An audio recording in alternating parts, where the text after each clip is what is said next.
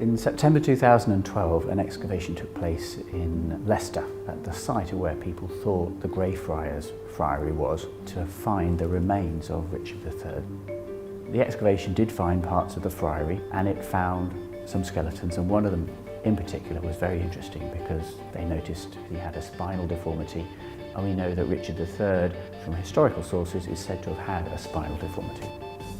When his remains were excavated in the ground, we could see the upper spine and lower spine were nice and straight and in a symmetric alignment, but the middle part of the spine in the thoracic region was curved to the right, and the bones were also in a slight spiral configuration. After excavating those bones, we could also see that there were subtle changes throughout the curve, which showed that this had been present during his life.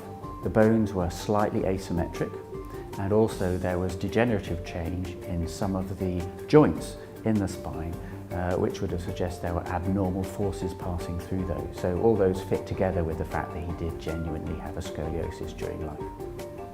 When we saw Richard's body in the ground, we can only see the curve in 2 dimensions. So we use latest technology to scan his bones, to recreate every bone using 3D polymers, and then put them all back together again in a 3-dimensional way so that we can walk round it, we can look at it from above, and we can understand exactly what this deformity was like. From looking at the 3D model, we can see that we have the classic spiral shape of a scoliosis that children get from adolescent onset idiopathic scoliosis. This is the kind that people get when they hit their adolescent growth spurt and their spine growing really fast, and if they can't quite control growth well enough, they can spiral off into a deformity in their back. We know that this scoliosis would have made his trunk a little bit shorter compared with his limbs than if he hadn't had that deformity.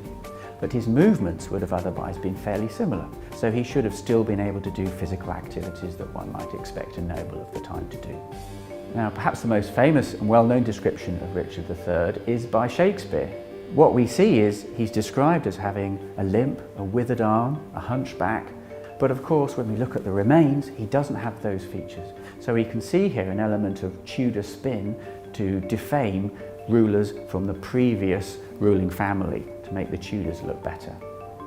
If Richard had lived today, his scoliosis would have been picked up as he went through his adolescence, and then with his degree of curve, it's highly likely he'd have had an operation to put some rods in his back, straighten out his spine, and then he would have had much less of a problem with his spinal deformity.